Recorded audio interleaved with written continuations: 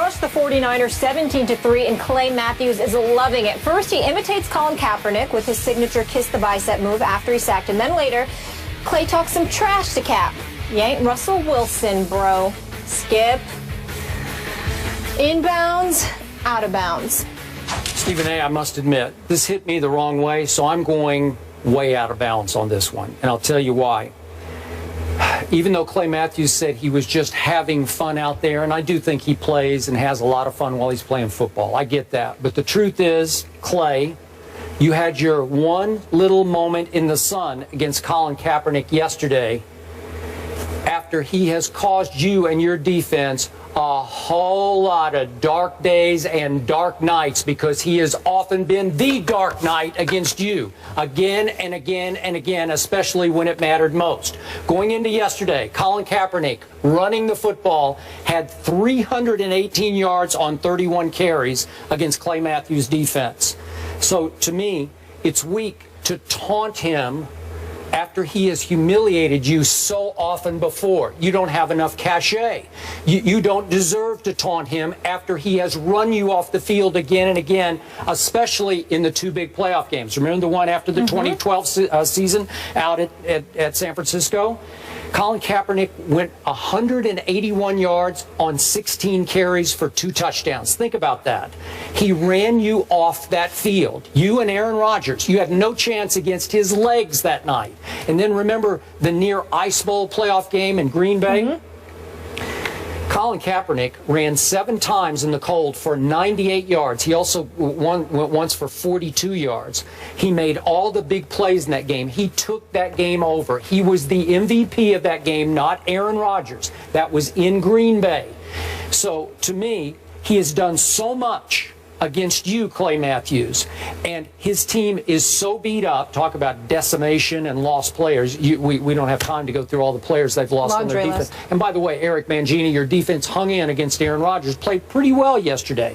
Kaepernick has gone south. We all know that. His offense has gone south. I thought they should have just lined him up yesterday in the old single wing and just snapped it to him and let him actually run the football, because they mostly contained him trying to scramble out of the pocket. Way to go, Clay. But is that cause for you to taunt him, kiss your biceps, and say you ain't Russell Wilson? For a while, for about 3 years, he was way beyond Russell Wilson is what he was. So to kick him, so to speak, when he's down was out of bounds.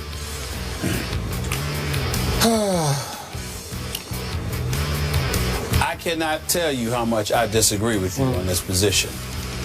I think it's ridiculous that you think it's out of bounds. Put on your big boy pants. This is the National Football League. Yeah, you sat up there and you had your way with Clay Matthews and the Green Bay Packers. And all the time you used to flex your muscles and kiss your biceps and rub it in Clay Matthews and Green Bay's face.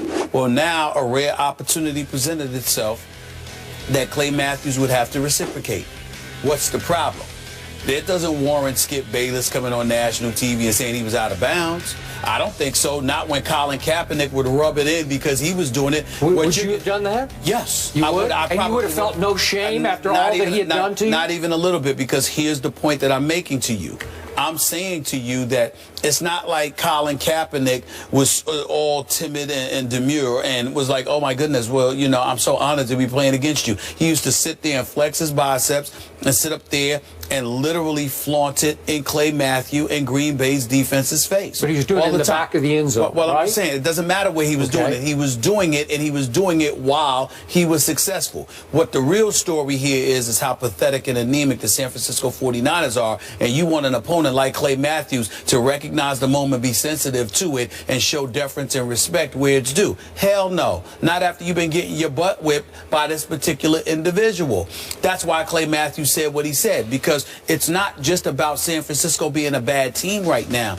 It's about the flagrant regression of their quarterback. A quarterback who only completed 3 passes, 5+ yards yesterday. A quarterback who's only completed like 6 of 19 passes beyond 5 yards this season, which is like 31%. A quarterback who is overthrowing 1 minute, underthrowing the next, missing open receivers religiously, seems to not know the offense that is being run. His quarterback coach for all of these years is still there working with them, and Coach Christ, okay? But somehow, some way, Colin Kaepernick seems to have regressed. And dare I say, I don't know this, and I'm not trying to accuse him of anything. I do not cover the 49ers. I don't know this for a fact. But when you look at football analysts and listen to the kind of things that they say, it seems to me that when it comes to Colin Kaepernick, they are challenging how much he's actually studying in the film room, regardless of what he says, because this is a highly intelligent individual that does not seem to comprehend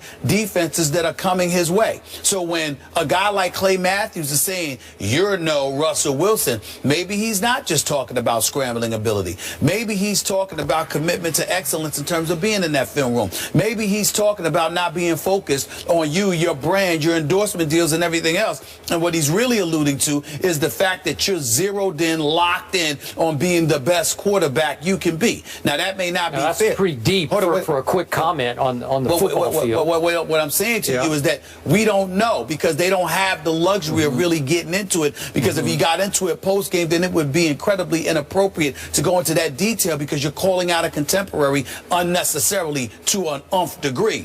In a particular instance where you get a sack, 1 of 6 on the day, you pressure Colin Kaepernick, and you simply choose to point out that Colin Kaepernick is no Russell Wilson. You could be talking about other things. I don't know that to be the case. I'm not trying to claim that I do know, but I do know what I see other analysts saying on various networks. And I do know what my man Skip Bayless, who knows as much football as anybody that I know in this profession, continuously highlights and details and deciphers and dissects about Colin Kaepernick. And one of the things you sat in that very chair and questioned, you never questioned his ability. You never questioned his accomplishments. You have sat here with your raised eyebrow looking and saying, what is going on with this guy? This guy doesn't seem to be the same guy. Well, if you notice it, and I'm Clay Matthews and I'm competing against you, and I have an opportunity to demoralize you and pay you back for all the times you demoralized me, I see nothing wrong with that. Okay. Zero. All right, we have 2 issues going on here. Okay. I vehemently disagree with your position on Clay Matthews, but let's leave that behind. Okay. Now to the Kaepernick bigger picture. Sure. Talk about going south, and I have brought this up many times on the show, and I appreciate what you said about my football knowledge, but I can't remember a young quarterback who had a bigger chip on his shoulder than Colin Kaepernick had while he was starring for the he carried him all the way to a Super Bowl. Came within a throw that I thought should have been passed. And remember the last play to Crabtree in the Super Bowl, right? Yeah. But sometimes when things are successful for you as a professional athlete, you have a chip on your shoulder for the wrong reasons, aimed at the wrong people, which is something we'll get into later. Well, and how many times yet he is fired back on Twitter again and again and again. Those are the wrong people to respond to. If you want to respond to other people, that's fine. But in this case, he was mad at the world that really wasn't mad at him at all. He took every little tiny knick-knack criticism as into the world and felt like he had to snuff it out and fire back. And after a while, you just run out of gas, man. It just eats you alive. And I thought he let the outside eat him alive inside. That's what happened to him. Slowly but surely, he thought himself to death. And then he started second-guessing.